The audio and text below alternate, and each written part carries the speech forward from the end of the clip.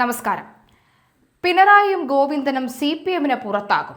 കേരളത്തിൽ CPM രണ്ടായി പിളരുന്നു. പിണറായി വിജയനും MV ഗോവിന്ദനുമാണ് ഇലക്ഷൻ തോൽവിക്ക് കാരണമെന്ന് ഇരുവരും മാറാതെ പാർട്ടി രക്ഷപ്പെടില്ല എന്നുമുള്ള 14 ജില്ലകളിൽ നിന്നുള്ള വിലയിരുത്തൽ റിപ്പോർട്ട് പുറത്തു വരുമ്പോൾ ഇരുവരും തള്ളിയതോടുകൂടി CPM-ൽ പിളർപ്പിന് സാധ്യത ഏറുകയാണ്.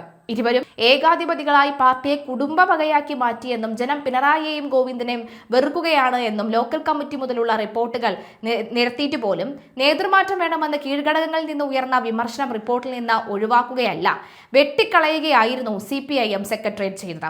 ഇതിനു പുറമെ മുഖ്യമന്ത്രി ഉൾപ്പെടെയുള്ള ഭരണ നേതൃത്വത്തിന്റെ പെരുമാറ്റവും സംസ്ഥാന സെക്രട്ടറി അടക്കമുള്ള സംഘടനാ നേതാക്കളുടെ ശരീരഭാഷയും വാവിട്ട വാക്കുകളും തിരിച്ചടിയുടെ ആക്കം കൂട്ടിയെന്നാണ് ഉയർന്നു വന്ന മറ്റൊരു പ്രധാന വിമർശനം. പിണറായി വിജയനും MV ഗോവിന്ദനും എതിരായ വിമർശനങ്ങളും റിപ്പോർട്ടുകളിൽ നിന്ന് ഒഴിവാക്കിയ സാഹചര്യത്തിൽ സാധാരണ പാർട്ടി പ്രവർത്തകരുടെ വികാരം പാർട്ടിക്കെതിരെ ഉയരാൻ വൈകില്ല. വിശാലമായ ചർച്ചയ്ക്ക് ഓഗസ്റ്റിൽ വിപുലീകൃത സംസ്ഥാന കമ്മിറ്റി ചേരാനാണ് നിലവിലെ തീരുമാനമെങ്കിലും അത് അണികളുടെ അമർഷം കുറയ്ക്കാനുള്ള തന്ത്രം മാത്രമാണ്. ജില്ലാ സെക്രട്ടേറിയറ്റിൽ നിന്നുള്ളവരെ അടക്കം പങ്കെടുപ്പിച്ച് വിപുലമായ യോഗമായിരിക്കും ഓഗസ്റ്റിൽ വിളിച്ചു ചേർക്കുക. വിവിധ മണ്ഡലങ്ങളിൽ സ്ഥാനാർത്ഥി നിർണയം പാളിയെന്നും തളിപ്പറമ്പിലും പയ്യന്നൂരിലും ഉൾപ്പെടെ നേതൃത്വങ്ങൾക്ക് വീഴ്ചയുണ്ടായെന്നും പ്രാദേശിക തലം മുതൽ അംഗങ്ങൾ വിമർശിച്ചിരുന്നു.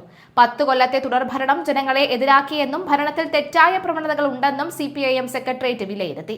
ഭരണമാറ്റം വേണമെന്ന് ജനങ്ങൾ ആഗ്രഹിച്ചു എന്ന് റിപ്പോർട്ടിൽ പറയുന്നു. എന്നാൽ രണ്ടാം പിണറായി മന്ത്രിസഭയിലെ ഏറെ മന്ത്രിമാരും മരമണ്ടന്മാരായിരുന്നുവെന്നും പലരും പഞ്ചായത്ത് മെമ്പറാകാൻ പോലും യോഗ്യരല്ലായിരുന്നു എന്നുമാണ് പാർട്ടി പ്രവർത്തകരുടെ വിലയിരുത്തൽ. നേതൃത്വത്തിന്റെ വ്യക്തിപരവും നയപരവുമായ വീഴ്ചകൾ തികച്ചും മയപ്പെടുന്നതിനാണ് സെക്രട്ടേറിയറ്റിൽ റിപ്പോർട്ട് അവതരിപ്പിച്ചിരിക്കുക എന്നത് വ്യക്തം. എന്നാൽ വിമർശനങ്ങൾ അപ്പാടെ ഒഴിവാക്കിയുള്ള ഈ റിപ്പോർട്ടുമായി കീഴ്ഘടകങ്ങളിലേക്ക് വിശദീകരണത്തിന് ചെല്ലാനാകില്ലെന്നും റിപ്പോർട്ടിൽ അടിയന്തരമായി തിരുത്തലുകൾ വേണമെന്നും സംസ്ഥാന കമ്മിറ്റിയിൽ കടുത്ത ആവശ്യം ഉയർന്നിരിക്കുകയാണ് എന്നും വ്യക്തം. സംഘടനാ തലത്തിലും നയപരമായ സമീപനങ്ങളിലും അടിമുടി പാളിച്ചകൾ സംഭവിച്ചതായും യോഗത്തിൽ വിമർശനം ഉയർന്നു.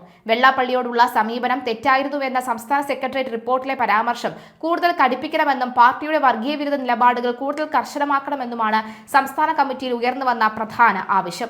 നിലവിലെ റിപ്പോർട്ടുമായി കീഴ്ഘടകങ്ങളിലേക്ക് ചെല്ലാനാകില്ലെന്നും തിരുത്തു വേണമെന്നും സംസ്ഥാന സമിതി ആവശ്യപ്പെട്ടു. തുടർന്ന് ആവശ്യമായ തിരുത്ത് വരുത്താമെന്ന് സംസ്ഥാന സെക്രട്ടറി ഗോവിന്ദൻ അറിയിച്ചു. ജനങ്ങളുടെ വികാരം എതിരായിട്ടും പാർട്ടിയിൽ നേതൃമാറ്റം ഉടൻ ഉണ്ടാകില്ല എന്ന് ഉറപ്പായി. വീഴ്ച സംഭവിച്ചെന്ന് ബോധ്യമുണ്ടെന്നും തെറ്റുതിരുത്താമെന്നുമാണ് MV ഗോവിന്ദൻ സംസ്ഥാന സമിതി യോഗത്തിൽ പറഞ്ഞത്.